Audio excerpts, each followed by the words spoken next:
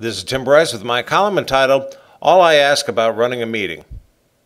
I wonder how many meetings I've attended in my lifetime. It must be in the thousands. Of course, there have been the multitude of corporate meetings I've participated in, either with customers or internally.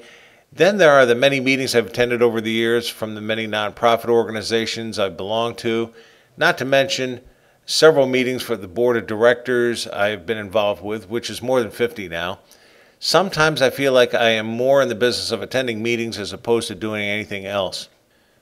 I don't mind attending the nonprofit-related meetings as I see it as a way to volunteer my time for some worthwhile causes, which is the least I can do. What I do mind, though, is to attend a poorly run meeting, regardless if it is for a commercial company or for a nonprofit. I find it a bit disconcerting when a meeting is run badly. Then again, many well-meaning people participate in nonprofit organizations, be it a homeowners association, a sports club, a special interest group, or a religious or fraternal organization. They may have plenty of time on their hands to participate, but they haven't got a clue as to how to run a business, and not surprisingly, run some of the worst meetings imaginable. Regardless of the organizations I'm involved with, all I ask is that the meeting, number one, start and end on time, not a minute before or after. This includes not waiting for someone who is running late, thereby creating a problem for others. This is simply discourteous. Number two, follow an agenda. Print it up and distribute it accordingly, preferably prior to the meeting so others can prepare themselves accordingly. Number three, maintain order to eliminate distractions and focus on business. Got a gavel? Use one. Haven't got one? Get one. No, you do not have to be Genghis Khan to run a meeting, just someone with a little common sense, patience, discipline, and a sense of fairness. If this sounds like a baseball umpire, it is. And number four, be meaningful and interesting. Avoid boring subjects and speakers. Make the meeting something people want to attend as opposed to feeling compelled to do so.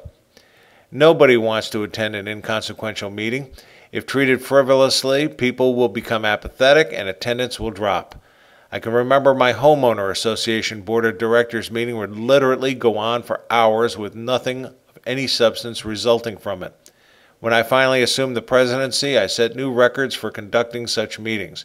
Instead of hours wasted, I completed the business of the association in less than an hour. The first time I did this, one member of the board asked, "You mean we're done?" After I confirmed his suspicions, I invited him to have a libation at a nearby watering hole. Unfortunately, after my term of office was completed, the group returned to its long-winded ways. I was asked by others to stay on as president, but I feel it is important to rotate such officers. Besides, I do not want to turn the presidency of a homeowner association into my life's work. I have other fish to fry. One last point. I have little use for people who come to meetings unprepared. If you serve on a board of directors, regardless of how frivolous it may seem, you are doing a disservice to it by coming to a meeting unprepared. And for God's sake, bring a pen or pencil and something to take notes on. Only an idiot comes to a meeting without anything to write with. Friends, keep the faith. This is Tim Bryce in Palm Harbor, Florida.